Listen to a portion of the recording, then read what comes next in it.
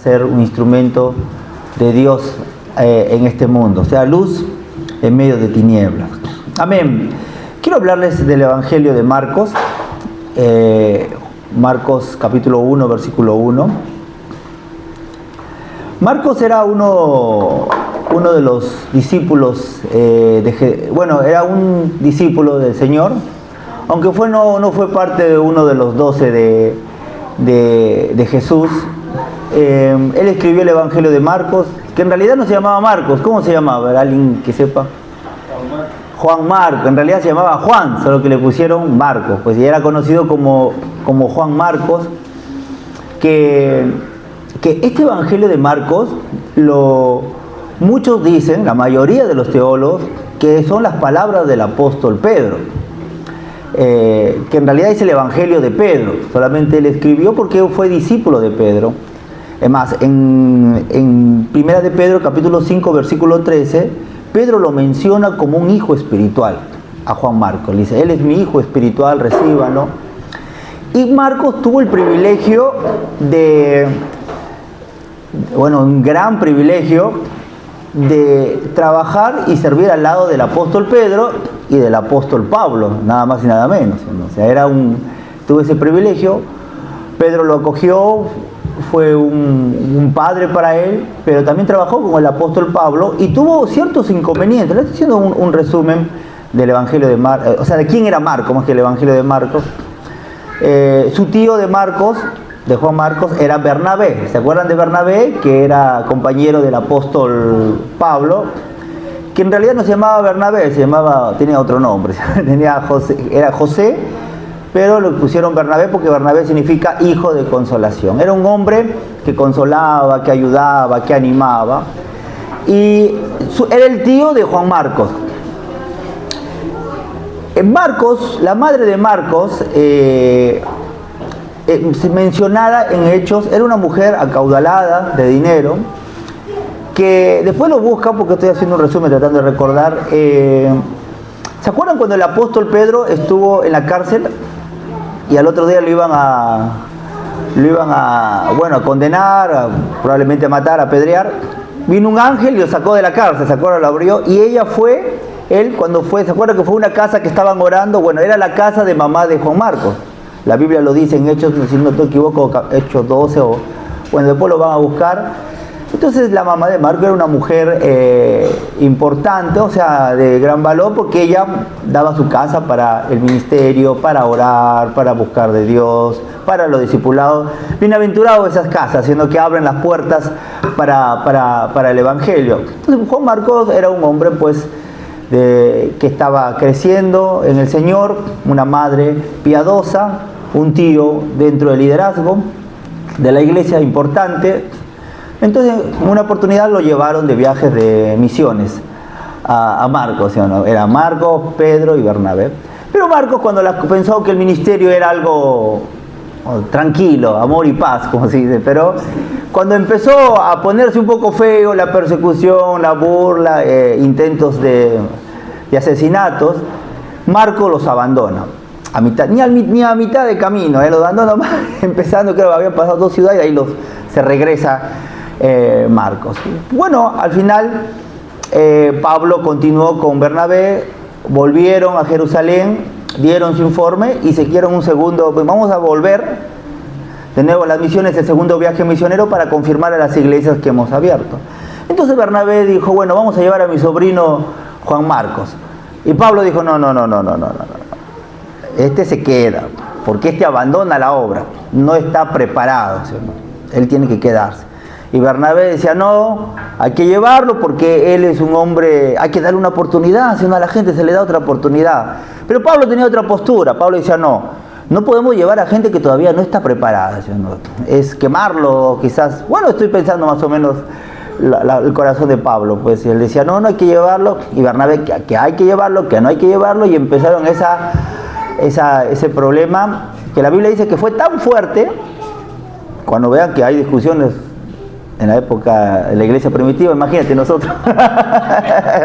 Imagínate, Pablo con Bernabé, los apóstoles peleando, que llévalo, no lo lleves, que llévalo, no lo lleves. Al final no se pusieron de acuerdo Y Pablo llevó a Silas a su viaje misionero y Bernabé se fue por otro lado a Chipre y lo llevó a Juan Marcos. Yo no sé cuál sería tu actitud, si eres Bernabé o eres Pablo, si ves que alguien te abandona, le dice mejor que se prepare, que madure, o le das una nueva oportunidad. En mi vida ha pasado que hay tiempos que reacciono como Bernabé y hay tiempos que reacciono como Pablo. ¿Sí? No podría decir tomar una postura, de acuerdo a cómo me agarra en el momento que me agarra, pero creo que los dos son válidos de una u otra manera. ¿Sí? Yo, es más, después hizo un buen trabajo Marcos, que el apóstol Pablo en una de sus cartas dice, tráemelo a Marcos porque es útil para el ministerio. ¿Sí? Es más, lo recomienda que lo reciban, imagínate. Yo creo que los dos son válidos en el sentido de que yo me imagino la firmeza de Pablo tan fuerte que Marcos en un momento dijo, oye, esto es serio, tengo que portarme bien, ¿sí? Voy a aprovechar que mi tío me está dando la oportunidad, pero también le chocó la postura del apóstol Pablo, ¿sí? Dijo, no, tengo que hacer bien las cosas. Y creo que en los dos está tanto Pablo como Bernabé manifiestan el corazón de Dios que quiere que la iglesia manifieste.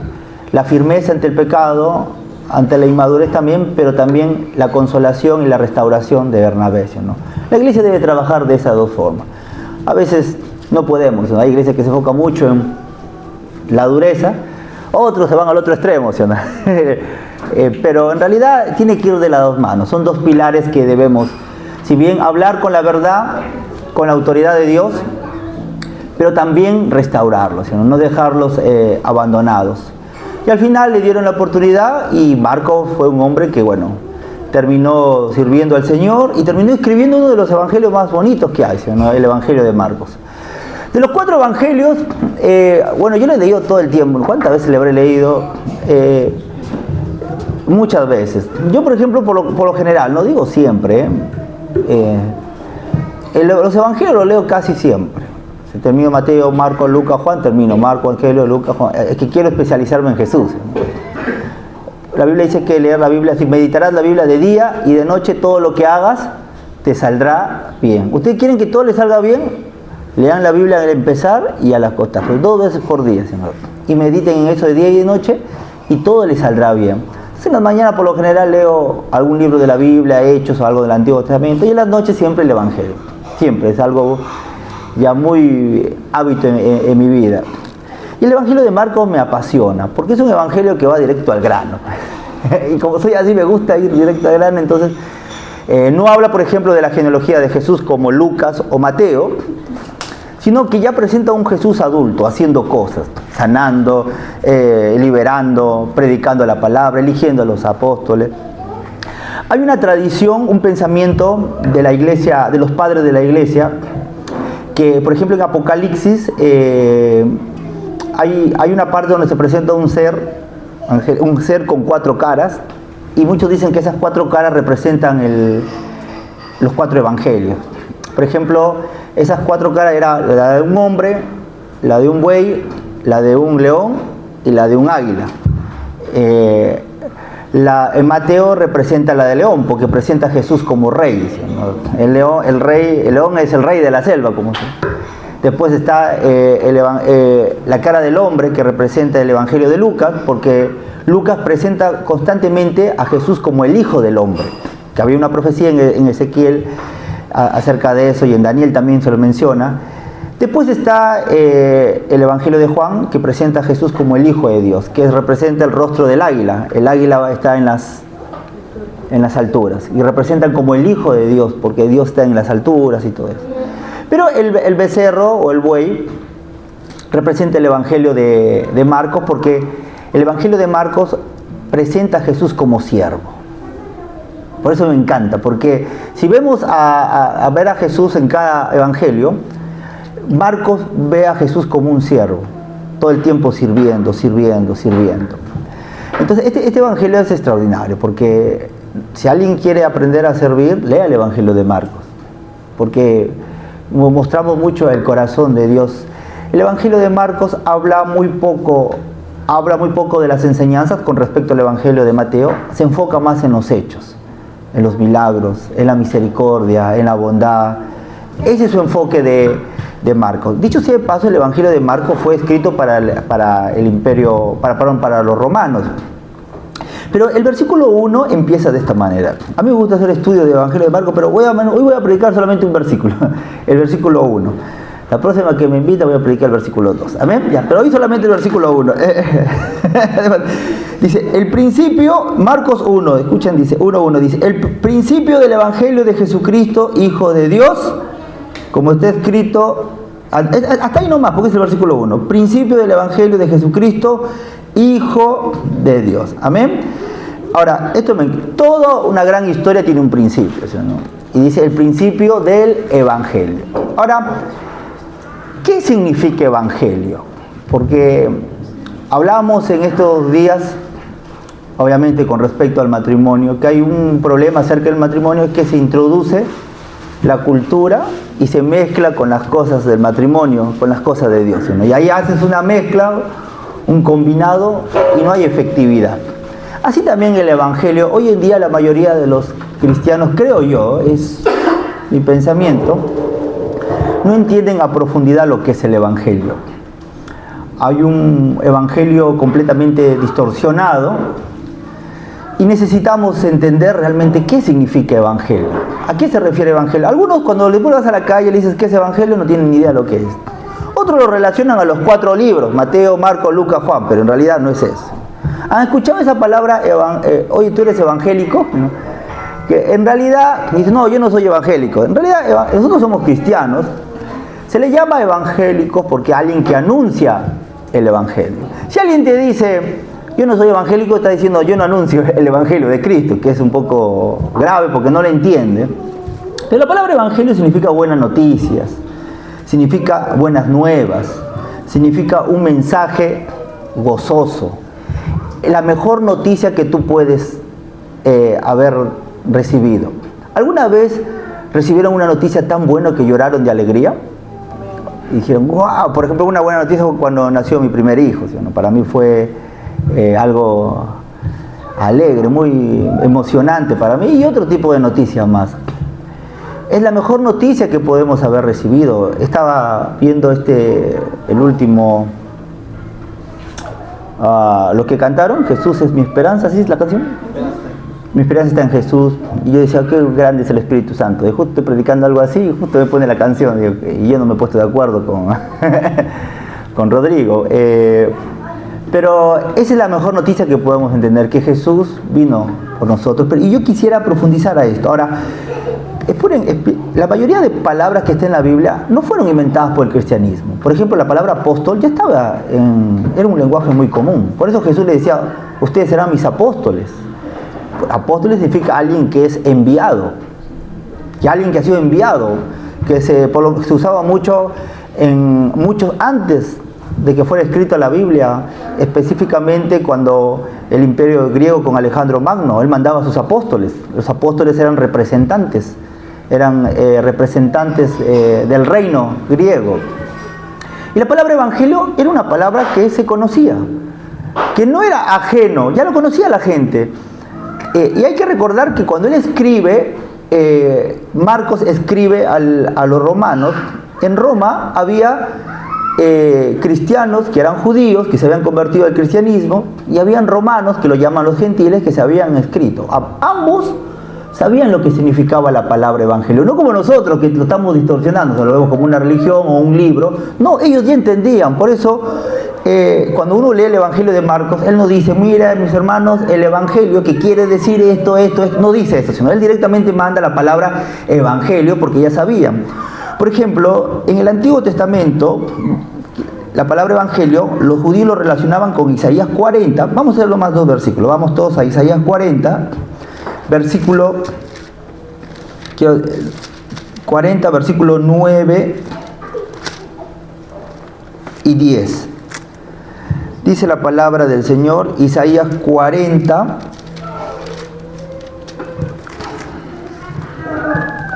versículos 9 y 10. Dice, súbete sobre un monte alto, anunciadora de Sión, levanta fuertemente tu voz, anunciadora de Jerusalén. Levántala, no temas, di a las ciudades de Judá, ve aquí el Dios vuestro. He aquí que Jehová el Señor vendrá con poder y sus brazos señoreará, y he aquí que su recompensa viene con él y su paga delante de su rostro. Versículo 11. Como pastor apacentará su rebaño, en su brazo llevará a los corderos y en su seno los llevará, pastoreará suavemente a la recién parida. Este era el evangelio para los judíos, ¡Wow! En la NTV, la Nueva Traducción Viviente, yo tuve que sacar copia porque fue mi última prédica. Le saqué copia antes de venir acá. Dice, portadora de buenas noticias a Sión, súbete a una alta montaña. Portadora de buenas noticias a Jerusalén, alza con fuerza tu voz, álzala, no temas, di a las ciudades de Judá, aquí está su Dios. Amén. Esa era la buena noticia, ese era el evangelio. Entendían los judíos por evangelio acerca de esto, de las buenas noticias. Y le dice, súbete a un lugar alto. Esta expresión, súbete a un lugar alto, significa, haz todo lo posible para que esta noticia llegue a la gente. Mi pregunta es, ¿estamos haciendo algo para que esta noticia llegue? ¿O solamente estamos escondiditos, somos cristianos escondidos? Tenemos la mejor noticia y debemos de expresarlas. Amén. Mira lo que dice Isaías capítulo 52. Isaías capítulo 52, versículo, salud y larga vida. Amén. Me encanta Teresa, es bien, muy rápida es. Dice 52:7, dice, cuán hermosos son sobre vosotros los montes, los pies del que trae alegres nuevas, del que anuncia la paz, del que trae nuevas del bien, del que publica salvación, del que dice a Sión, tu Dios reina. Wow. La NBI dice, qué hermosos son sobre los montes los pies del que trae buenas noticias, del que proclama la salvación, del que dice, tu Dios reina. Amén. Ambos tienen que ver que la llegada de Dios, del Rey. Gloria a Dios. La palabra evangelio nunca hace referencia, como digo, a libros, sino se refiere a un mensaje de salvación. Ahora, para los romanos, para los judíos significaba eso. Para los romanos, la palabra evangelio significaba eventos de alegría. Ojo ahí, eventos de alegría. Para los romanos en ese tiempo, para los gentiles. Y estaba asociado al culto al emperador. Estas fiestas, ¿saben cómo eran llamadas en el Imperio Romano? Evangelios. Imagínate, se llama evangelios, eventos de alegría, buenas noticias. Y se relacionaba a la llegada de César Augusto. En cada cumpleaños del emperador César Augusto se hacía evangelios, eventos de alegría. Porque era como algo profético que iba a llegar un emperador, iba a traer libertad al Imperio Romano, iba a traer paz, que nunca pasaba. Entonces ellos ya entendían lo que significaba la palabra evangelio. Todo estaba relacionado a un gobernante. Por eso en el Antiguo Testamento los judíos decían, di las buenas noticias que tu Dios reina. Amén. Súbete a un lugar alto y di que tu Dios reina. Entonces cuando Marcos elige esta palabra, porque él elige la palabra evangelio, tanto los judíos como los gentiles entendían muy bien su significado, que era la llegada de un nuevo monarca que traería un tiempo de orden, un tiempo de paz y un tiempo de alegría. Ahora, la palabra evangelio, valga la redundancia, en los evangelios aparece 13 veces. 4 veces en el evangelio de Mateo, 7 veces en el evangelio de Marcos y 2 veces en el evangelio de Lucas. Aunque el evangelio de Juan no aparece explícitamente la palabra evangelio, pero por ejemplo en el evangelio de Mateo, siempre esta palabra evangelio está ligada al reino. Voy a leer solamente 3 versículos rápidamente. Mateo 4:23 dice, y recorrió Jesús toda Galilea, enseñando en la sinagoga de ellos y predicando el evangelio del reino.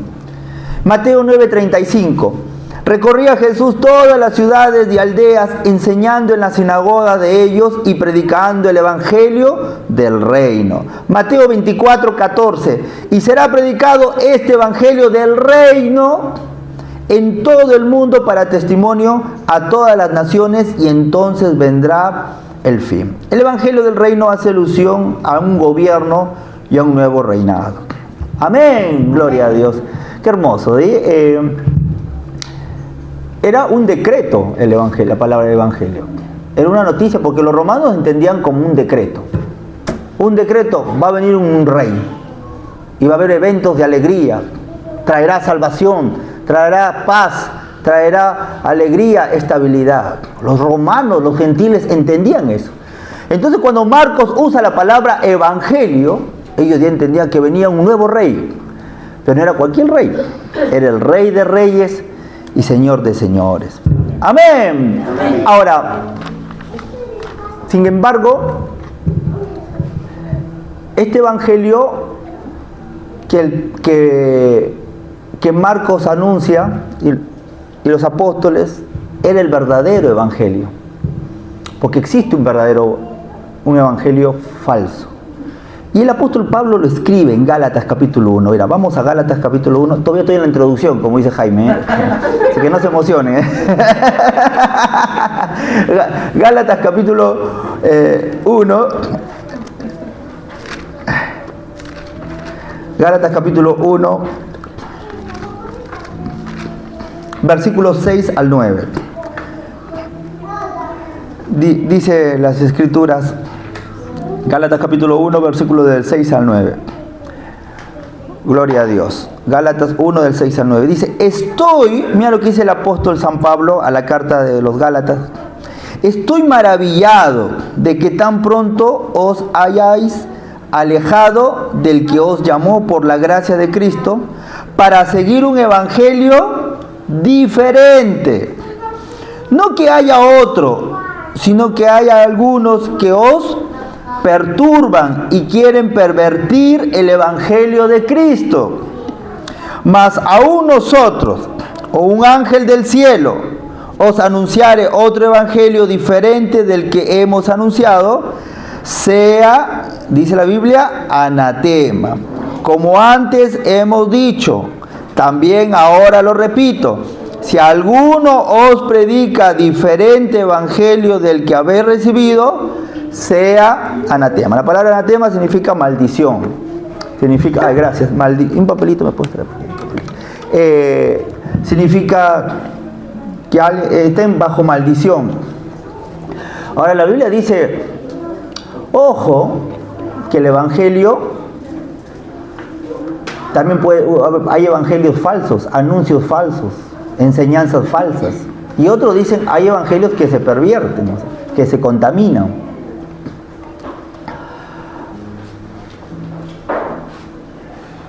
...90, 100 años después de Cristo ya se pervertía el evangelio. Imagínate, 2025. Si nomás a lo más cerca, teniendo a los autores cercanos, ya se pervertía el evangelio. Imagínate, año 2025. Hoy hay cada clase de enseñanzas increíble, ¿eh? 2025. 2000 años, más de 2000 años o 2000 años. Hoy esto es lo nuevo, esto se enseña. Cuando la iglesia ha sobrevivido más de 2000 años sin esa enseñanza, ha habido avivamientos tras avivamientos, sin que esas enseñanzas que hoy actuales están en su auge, y pensamos que inventamos. Y hay que tener mucho cuidado. Cuando el evangelio pierde la esencia, pierde el poder. Y tenemos que entender realmente qué es el verdadero evangelio. Amén, ¿qué es el verdadero evangelio? Y la Biblia lo dice. Este versículo rompe toda estructura con respecto a la falsa enseñanza, sobre todo que tiene la Iglesia Católica, que tiene que ver que el magisterio está por encima de la palabra, ¿sí? Cuando la Biblia dice, si aún nosotros los apóstoles cambiamos esto, seamos anatema. No solamente nosotros, aún si viene un ángel del cielo y te da un libro, Moroni, llamado Moroni, te da un libro que cambia el evangelio, sea anatema. Ya lo había profetizado el apóstol Pablo. Ahora, ¿cuál es el verdadero evangelio? ¿En qué está enfocado? Porque hoy vamos a hablar un poquito ya sobre el verdadero evangelio. Esto está en 1 Corintios, vamos a 1 Corintios, capítulo 2. 1 Corintios, capítulo 2, versículos 1 y 2. Dice: así que, hermanos, cuando fui a vosotros para anunciaros el testimonio de Dios, no fui, escuchen, mira lo que dice, no fui con excelencia de palabras o de sabiduría, pues me propuse no saber entre vosotros cosa alguna sino a Jesucristo y a este crucificado. Amén. El verdadero evangelio es cristocéntrico. Amén. El verdadero evangelio es cristocéntrico. O sea, nada que no sea la persona del Señor Jesucristo y su obra en la cruz puede ser más importante en su presentación. Muchos de nosotros estamos enfocados muchos en las obras, en los testimonios, pero en realidad es Cristo y solamente Cristo. Solo Cristo es lo que puede cambiar el corazón del Señor. Es bueno contar testimonio porque glorifica a Cristo. Pero pero nunca debemos de enfocarnos de que tenemos que predicar a Cristo por encima de todo. Amén, por encima de todo. Cuando nosotros hablamos de Cristo, el Espíritu Santo toma lo del Señor y empieza a manifestar su poder. No es una cuestión de lindas palabras técnicas, usar cosas, sino tiene que estar centrado en Cristo. Gloria a Dios. Amén. Ese es el verdadero evangelio. Cuando el hombre empieza a ser el centro del evangelio, ahí empieza a apagarse la obra de Dios. Por eso Pablo dice: yo no voy con sabiduría ni voy con palabras persuasivas, sino solamente mi enfoque es predicar a Cristo y a este crucificado. Y claro que sí, si cuando uno lee las palabras de Pablo en Corintios, para poder entender el contexto, uno tiene que leer el libro de Hechos, cuando Pablo fue y empezó a debatir con los griegos filósofos de ese tiempo. Porque Pablo era un hombre muy culto, era un hombre muy letrado, muy preparado. Pablo en una oportunidad lo tomaron en poco. En una de sus cartas él escribe y él dijo: me toman en poco, quieren... Bueno, le saco mi currículum. y era un hombre que muy preparado. Dice: he sido fariseo, he sido esto, mi maestro ha sido Gamaliel, tengo doble nacionalidad, soy romano, sé latín, sé griego, he hecho esto, todo. Pero eso es en la carne, dice. Entonces en un momento, él cuando va, dice: no hubo efecto. Cuando él empezó a mostrar su sabiduría humana, y mezcló con el evangelio, dijo: no. Sino mi enfoque a partir de ahora, dice, es Cristo y este crucificado, nada más. Ese va a ser mi enfoque, porque eso es lo que trae el poder de Dios. Amén. Ahora, el evangelio falso está enfocado en el hombre. En pocas palabras dice: vivamos para nosotros. El evangelio de Cristo dice: ya no vivo yo, sino Cristo vive en mí. Amén. Bonito decirlo, pero hay que hacerlo, ¿cierto?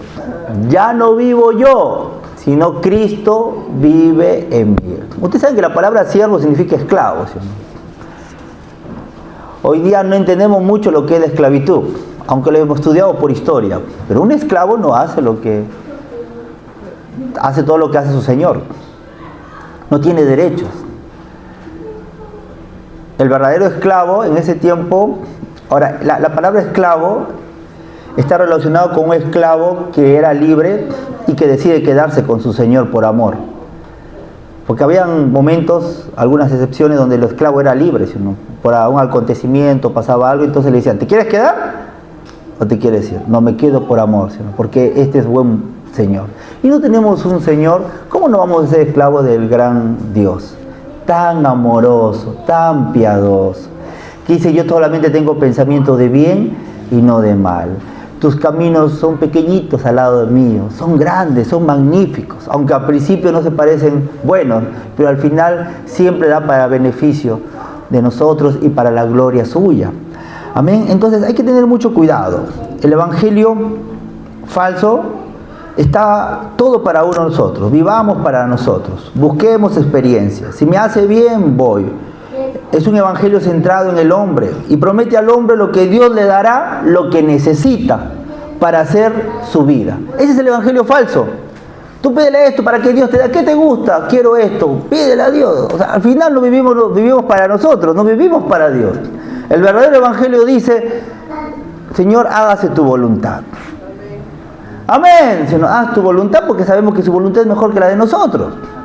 En cambio, el evangelio falso dice: pide esto, da esto, todo para ti, todo para ti. Yo quiero hacer esto, pídele esto, quiero viajar por Europa, pídele un avión, me voy, un avión para mí. Qué bonito. Ese es el evangelio falso, ese es el famoso evangelio de la prosperidad. Decreta. Exacto. Decreta, habla. Pero el verdadero evangelio está enfocado en querer hacer la voluntad del Señor. Amén. Gloria a Dios. Como dije, a veces ya ni se menciona la palabra arrepentimiento, sino es como que da miedo. Yo fui a una reunión, un congreso, donde dijeron: ya pasó, y esa palabra arrepentimiento ya no se usa. Puros líderes, lleno.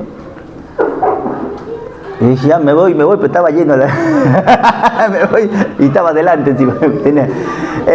Me voy. Eso ya pasó de moda. Eso es del Antiguo Testamento. ¿Cuál Antiguo Testamento? Si Jesús empezó su ministerio: arrepentidos porque el reino de los cielos se ha acercado. Juan el Bautista: arrepentidos porque el reino de los cielos se ha acercado. Pedro: arrepentidos, en su primera prédica, arrepentidos y convertidos. Los apóstoles, todo el tiempo. Ahora, la palabra arrepentimiento, que es muy fuerte para algunos, porque siempre le hemos relacionado a la disciplina. Arrepiéntate, pecador inmundo. ¿Cómo estás? La palabra arrepentimiento significa, aunque uno no está mal hecho, pero no pierde la profundidad. Algunos dicen es cambio de actitud, ¿sí? No está mal, pero se aleja del original. Es como cuando una vez Albert Einstein, o Einstein, no sé cómo lo quieran pronunciar, no sé mucho alemán, vino alguien y le dijo: explícame la teoría de la relatividad. Entonces le dijo: ya, le explico, ¿entiendes? Ya te vuelvo a explicar. ¿Entiendes? Habrá pasado como 10, 20 veces que le explicó. Él dijo: bueno, le voy a bajar la dificultad para que... al final, ¿lo entiende? Ahora sí lo entendí. Y él dijo: bueno, ese no es. Eso, o sea, le sacó muchas cosas para que entienda. Al final no le dio la profundidad, pues no pudo entender. Al final eso no es el evangelio, no es la teoría. Entonces, así también es el evangelio. A veces le sacamos tantas cosas para agradar al hombre, que al final no es el verdadero evangelio. Es un evangelio falso, ¿no? Porque la palabra arrepentimiento significa metanoia, mente superior. ¿Sabe lo que significa exactamente la palabra arrepentimiento? Alguien que reconoce que no puede y necesita buscar una mente superior a él. Alguien que lo guíe. Mire qué diferente cuando dice cambio de actitud. Porque el cambio de actitud dice: bueno, el cambio de actitud puede decir, bueno, yo lo puedo hacer con mis fuerzas, ¿sí o no? Yo creo que, pastor, yo soy fuerte, yo creo que si me concentro, pongo mi voluntad, la hago. Pero cuando tú le dices: no puedes, tienes que buscar a alguien mayor que tú, alguien que puede, que es el Señor. Amén. Ese es el verdadero evangelio. El evangelio centrado en Dios te lleva al arrepentimiento, te lleva al cambio. Por eso, escuchen esto, Jesús dijo: hay una puerta ancha y una puerta angosta. El evangelio falso es fácil entrar. El evangelio verdadero es angosto. Ríndete a Dios. Entrega tu vida a Él. Muchos vemos a Dios, a Jesús, como nuestro Salvador, pero no como nuestro Señor. Mucha gente: sí, Jesús murió por mí, pero ¿es tu Señor? No, yo hago lo que yo quiero. Jehová es el Señor es mi pastor, nada faltará. No, ¿y por qué te falta? Es que no es tu Señor, pues. Ay, verdad, ¿eh? Si fuera tu Señor, nada te faltaría. Amén. Entonces tenemos que tener mucho cuidado con respecto a eso. El evangelio falso te hace entrar por la puerta ancha, el camino amplio, y es fácil entrar por ahí. Ahora, pero ese es el evangelio verdadero. ¿Pero qué dice el verdadero evangelio? ¿Qué es lo que dice? El verdadero evangelio dice la verdad. La verdad que no gusta. Una verdad que lastima el ego, que humilla el espíritu y que desnuda el alma. Y que nos muestra tal como somos. Cantamos la canción, ¿sí o no? Gracias por morir por nosotros, porque bajaste por nosotros, ¿sí o no? Es bien bíblica esta canción, ¿eh? Acá no dice gracias a Dios porque tú, como soy tu preferido, me salvaste. Dice, ¿por qué? ¿Ustedes saben por qué Cristo murió por nosotros? ¿Porque me ama mucho? No, porque estábamos bajo la ira de Dios, ¿sabía? Y toda esa ira vino ¿sobre quién? Sobre Jesús. Mira, vamos a leer. Santiago, ¿cuál es ese llamado? Santiago 4:8. Algunas anunciaciones del verdadero evangelio. Santiago capítulo 4, versículo 8 al 10 dice: acercaos a Dios, hermosos míos, dice eso. Acercaos a Dios y Él se acercará a vosotros, pecadores. Limpiad las manos y vosotros de doble ánimo, purificad vuestros corazones. Amén. Afligíos y lamentad y llorad. Vuestra risa se convertirá en lloro y vuestro gozo en tristeza. Humillaos delante del Señor y Él os exaltará. ¿Qué significa esto? Es que el evangelio va a hacer que lo que te reas tanto, te aflijas. Porque el evangelio te va a mostrar tu verdad, la verdad de Dios en tu vida. Ahora Él dice, si tú te humillas, yo te levanto. Ese es el verdadero evangelio. Te confronta, pero dice, yo te levanto. No te deja tirado. No te pisotea, pero sí te muestra y te desnuda y te muestra tu realidad, para que tú te puedas acercar a Él y realmente tener una transformación conforme al corazón de Dios. La Biblia dice que todos estábamos destituidos de la gloria de Dios. Todos. Amén. Todos. Absolutamente todos. Por eso Dios no hace excepción de personas. Y si llama a alguien, dice, ay Dios, no. Todos debemos estar tranquilos porque todos estamos bajo la misma condición de Dios. Ahora, cuando Él nos llamó por su gracia. A mí me gusta la palabra arrepentimiento y gracia, me gusta este significado. Gracia significa... me he olvidado otra palabra. Gracia y el otro es misericordia. Ya. Misericordia. Hemos recibido misericordia y gracia. Misericordia es no recibir lo que merecemos. Y gracia es recibir lo que no merecemos. Qué bonito, ¿sí o no? La misericordia es recibir lo que no merecemos y la gracia es recibir lo que no merecemos, ¿sí? ¿No? Hay muchas cosas que hemos recibido y no lo merecemos, ¿sí? Pero el apóstol Pablo escribe y dice, ¿y por qué te jactas como que lo mereces? ¿Sí? ¿No? Pero en realidad es la gracia del Señor. Entonces vemos acá esto, porque el Señor nos muestra, que el verdadero evangelio nos muestra tal como somos y nos lleva a un arrepentimiento. Ustedes saben que cuando vienen al Señor, no es que tú le vas a decir, mira Señor, este hombre me ha hecho la vida imposible, o esta mujer me truncó la vida, háblale a ella. No, el evangelio es personal, la salvación es personal. Dios va a tratar con cada uno de nosotros y va a mostrar todas nuestras deficiencias para que Él pueda sanarla, restaurarla. Por eso cuando uno viene al Evangelio, ¿nunca les pasó? A ver, yo como pastor, no sé si a la pastora le ha pasado, digo, ¿cuáles las cosas que más te preguntan? Las 5 frases que siempre le dice la gente al pastor, ¿sí, no?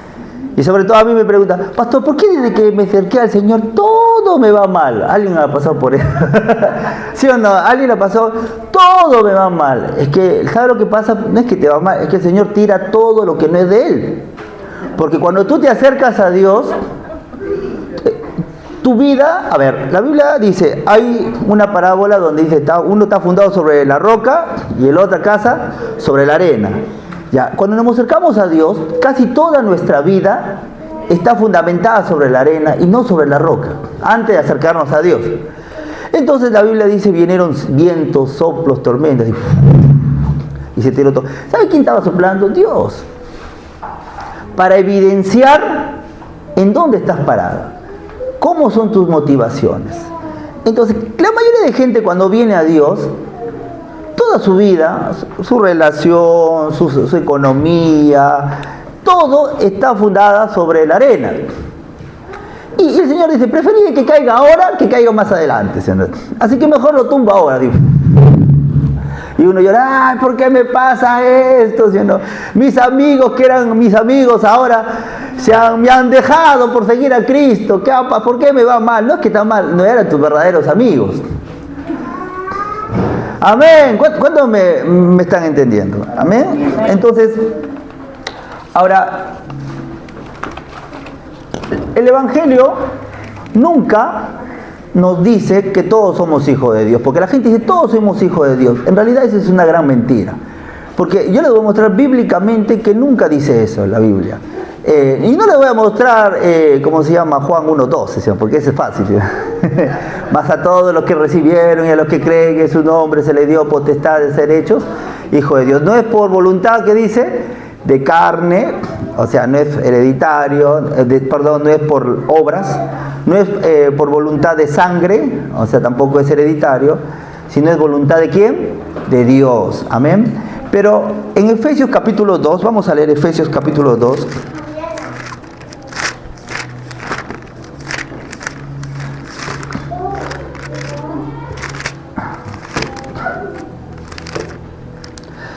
Versículo del 1 al 10. Dice, vamos a leerlo, ¿ya? Dice la palabra del Señor, versículo 1 al 10 del capítulo 2 de Efesios.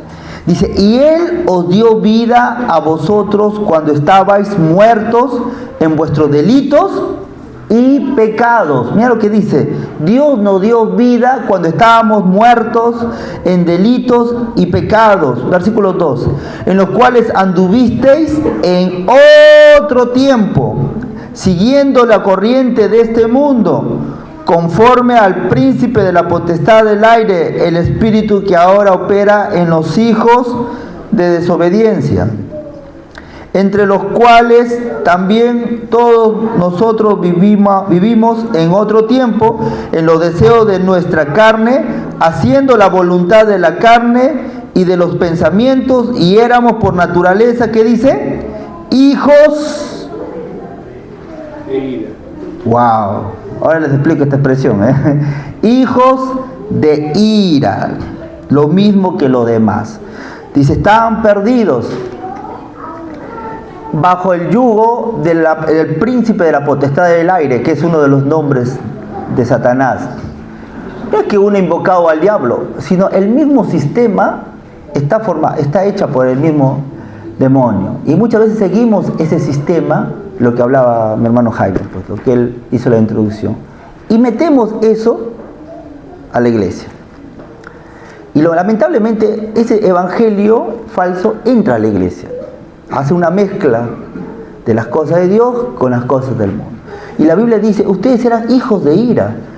Y esta expresión lo entendían muy bien los rabinos, los judíos de ese tiempo, porque la Biblia dice que va a haber un día de ira para los que no son hijos de Dios. Ya hay una sentencia sobre aquellos que no tienen a Cristo. En un tiempo solo que no se cumplió. Hay un llamado. Estamos buscados. Por eso esa ira cayó ¿sobre quién? Sobre Jesús. Y la Biblia dice, ustedes eran hijos de ira. Dios me salvó porque yo soy el mejor de mi familia. No, estaba bajo la ira de Dios. Pero el Señor en su misericordia te atrajo, dice la Biblia. Y mira lo que dice, continuamos. Dice, versículo 4. Pero Dios, que ¿es rico en qué? En misericordia, por su gran amor con que nos amó, aun estando nosotros muertos en pecados, nos dio vida juntamente con Cristo, y por gracia sois salvos. Juntamente con Él, ¿qué dice? Nos resucitó y asimismo nos hizo sentar en los lugares celestiales con Cristo Jesús. Versículo 7, ¿para qué? Para mostrar en los siglos venideros las abundantes riquezas de su gracia en su bondad para con nosotros en Cristo Jesús. ¿Cómo mostramos las abundantes riquezas de su gracia? Con nuestra vida y nuestro testimonio. Él es rico en misericordia, no nos paga lo que merecemos, pero Él dice, pero la gracia ha abundado en ti. Y esa gracia es la que tú muestras al mundo, diciendo que hay un Dios que vive y que reina. Ese es el Evangelio. Amén. Ese es el Evangelio. Y continúa y dice, versículo 8, por gracia sois salvos por medio de la fe, y esto no es de vosotros, pues es don de Dios, no por obras, para que nadie se gloríe, porque somos hechuras suyas, creados en Cristo Jesús para buenas obras, los cuales Dios preparó de antemano para que anduviésemos en ella. Hechura suya significa hemos nacido de nuevo. Amén, hemos nacido de nuevo. Y Dios va transformando nuestra vida conforme a la imagen del Señor. Gloria a Dios, Él nos ha adoptado. Yo tengo una niña que ha adoptado. Y yo te soy sincero, desde que hice eso, empecé a entender a profundidad la gracia de Dios sobre mi vida. Porque yo tengo hijos, si no tuviera hijos sería fácil, ¿sí? Tengo hijos, pero digo, yo tengo que verlo como una hija, ¿sí? Y así era el Señor, no éramos hijos de ira, lo rechazaba, pero el Señor nos trajo, nos adoptó y nos dio herencia, Señor. Yo tengo 3 hijos, mis hijos de carne y sangre duermen en un cuarto, ella duerme en un cuarto aparte solita. Porque los dos quieren estar juntos también, pues. Pero mira, no le dije, anda, duérmete a un costado, no, le di el cuarto, y el cuarto es más grande de mi... Y le he puesto sus cosas, y le digo, dame, yo digo, ese agradecimiento que le ha hecho por mí, yo lo entiendo ahora. Es difícil a veces, porque viene diferente, otros genes, otro comportamiento, otro estilo de vida. Pero tengo que tener paciencia, ¿no? Dije, ay, tengo que ser así como mi Señor, Él es misericordioso conmigo, yo también tengo que ser misericordioso con Él. Pero ella hace algo constantemente, todo el tiempo. Hace cosas para... Ella piensa que yo lo amo porque hace cosas. Le hablo, le explico, no entiende. Haga lo que haga, yo te quiero, yo te amo. ¿Sí? Ella no entiende todavía, ella necesita hacer cosas. Para que diga, ahora sí, me quiere. Así somos nosotros, ¿sí? Estamos enfocados en las obras. Hago esto, hago, si no Diosito me castiga. Si Diosito no me ama, Dios te ama. Dice la Biblia que Él te amaba cuando estabas en el mundo. ¿Cuánto más estando en Él? Ella piensa que está conmigo, escuchen, ella piensa todavía, más grande, que quizás algún día se lo diga, ella piensa que está conmigo en mi casa porque su papá lo abandonó y su mamá murió. Pero en realidad yo ya tenía planeado traerla a mi casa, porque quería sacarle de esa vida. Ella piensa que pero en realidad el Señor a nosotros nos rescató. Cuando dice me adoptó, claro, yo la adopté, pero en realidad el original es rescatarla. Yo lo quería rescatar porque yo ya tengo hijos. Así también tenemos que entender, el Señor nos rescató. Nos rescató. ¿Vieron que cuando uno adopta tiene más profundidad? Adopten. No, oren, no me hagan caso. Juan decía, Jesús en un momento le dijo, ustedes son hijos del diablo porque hacen la voluntad del enemigo. Amén. Ahora, ¿cómo se expresa este evangelio? Rápidamente, ¿cómo se expresa? El verdadero evangelio se manifiesta a los hombres en una forma imperativa. No algo liviano, de una forma imperativa. Es decir, como quien procede de Dios. Amén. Se hace con una gran responsabilidad. Este evangelio no lo tenemos, el verdadero evangelio se habla con gran responsabilidad. Rápidamente vamos a 2 de Corintios. Quiero mostrar estos dos versículos, capítulo 2, versículo del 1 al 5. 1 de Corintios, capítulo 2, versículo del 1 al 5, dice: así que, hermanos, cuando fui a vosotros, de nuevo vamos a leer pero vamos a agregar un poco más. Dice: para anunciaros el testimonio de Dios, no fui con excelencia de palabra o de sabiduría, pues me propuse no saber entre vosotros cosa alguna, sino a Jesucristo y a este crucificado. Mira lo que dice el versículo 3. Y estuve entre vosotros con debilidad y con mucho temor y temblor. Y ni mi palabra ni predicación fue con palabras persuasivas de humana sabiduría, sino con demostración del Espíritu y de poder, para que vuestra fe no esté fundada en la sabiduría de los hombres, sino en el poder de Dios. Amén. Entonces, Pablo decía: yo fui a ustedes con temor y temblor, fui con debilidad, dando a entender, este mensaje recae sobre mí una gran responsabilidad. No lo podemos tomar a la ligera. Tenemos que saber qué es lo que estamos dando. Se habla con responsabilidad, se habla con determinación. En una oportunidad Pablo dijo: yo predico el evangelio y si lo hago de buena gana, recompensa tendré. Y si lo hago de mala gana, me es puesta necesidad. O sea, más allá de lo que pase, él está determinado a predicar el evangelio. Se hace con determinación, se hace con responsabilidad y se hace con pasión. Amén. Se hace con pasión. Pero también hay una cosa que también tenemos que aprender. Es que el evangelio de Jesucristo se da el mensaje. No somos el Espíritu Santo para condenar a la gente. Solamente damos el mensaje. Hay personas que son irrespetuosas con los oyentes. Los toma como ejemplo: sigue a Cristo, no seas como ese que está ahí, ese de rojo, ese es terrible. ¿Sí? Empiezan a hablar así, de esa manera. Eso está mal. ¿Sí? Nosotros solamente somos mensajeros. Y hay que dar el mejor mensaje posible. Amén.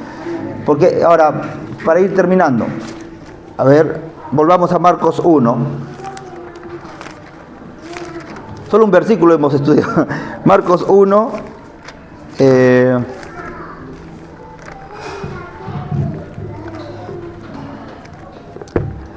Dice: el principio del evangelio de Jesucristo, Hijo de Dios. Eso ya sabemos lo que es el evangelio. Pero dice: ¿el evangelio de quién? De Jesucristo. ¿Qué significa Jesús? Dios salva. Amén. Ese es su nombre. Dios salva. Cristo es su título, que significa el ungido. Amén. El ungido, el poderoso, el que tiene la capacidad de poder romper las cadenas del enemigo. Hijo de Dios significa su linaje, que es deidad junto con Dios, coheredero, coeterno con Dios. Por lo tanto, este evangelio es de Jesús, que Dios salva, que tiene el poder porque es Cristo y que es de un linaje diferente, es del cielo. No dice: este es el evangelio del emperador César Augusto, como se era de costumbre, un hombre terrenal. No, este evangelio es del Hijo de Dios. Es un evangelio de poder. Es del Rey de Reyes y Señor de Señores, que significaba que iba a venir un rey y que se iba a sentar en su trono. Hoy en día el Señor se quiere sentar, pero en el trono de tu corazón. Amén. La Biblia dice: ¿dónde habita Dios? En lo alto, en lo sublime, en un lugar inaccesible. Pero también dice la Biblia que Él habita en el corazón contrito y humillado. ¡Wow! ¡Qué bonito! ¿Dónde encuentras a Dios? En un lugar donde nadie llega. Por eso se le llaman el Altísimo. En un lugar alto, lejos. Nadie puede llegar al tercer cielo. Pero también Dios está en un lugar, en el humilde. Si tú tienes hoy una actitud de humildad, de decir: Señor, cámbiame, Él va a venir a tu corazón. Él nunca va a rechazar a nadie que viene con un corazón humilde. Él dice: Él resiste a los soberbios, pero da gracia a los humildes. Jesús, en una oportunidad, cuando liberaron a los demonios, echaron fuera, hasta los demonios se sujetan. El Señor dijo, gracias Dios, miró al cielo y dijo, gracias, porque escondiste esto de los sabios y de los entendidos y lo diste a los humildes. La clave es la humildad. Esa es la clave para una transformación en tu vida. Amén. Este evangelio es lo que ustedes tienen que dar a otros. Amén. Amén. Ya está dicho, ¿eh? Tengo más cosas que decirlo, pero ya algún día le daré más. Pero este es el evangelio que ustedes tienen que dar a otras personas. Mis hermanos, ustedes están acá no solamente porque Dios quiere tocar sus vidas, restaurar su matrimonio, sino que ustedes han escuchado este evangelio y tienen la responsabilidad de mostrar este evangelio a otros. Así que este año mínimo 2 personas tienen que traer a la iglesia. Nadie dice amén, ¿no? Muy poquito. Mínimo, dije, mínimo. Es el mínimo. Mínimo. Si tú no haces eso es porque tú no has entendido el evangelio. O quizás a mí me gusta el falso evangelio, pastor. Que todos vean a mí, ¿sí? Si tú entendiste el verdadero evangelio, entonces tú vas a ganar gente para el Señor. ¡Amén! Amén. Amén. Si no entendiste, no vas a ganar nada. Entonces, el otro año, si Dios quiere, vengo. ¿Cuáles son tus 2 mínimos? Pastor, este. Amén. Si no me avisa, pastor, no entendieron nada. Sí, igual no han entendido nada. Gloria a Dios. Vamos a ponernos de pie para orar.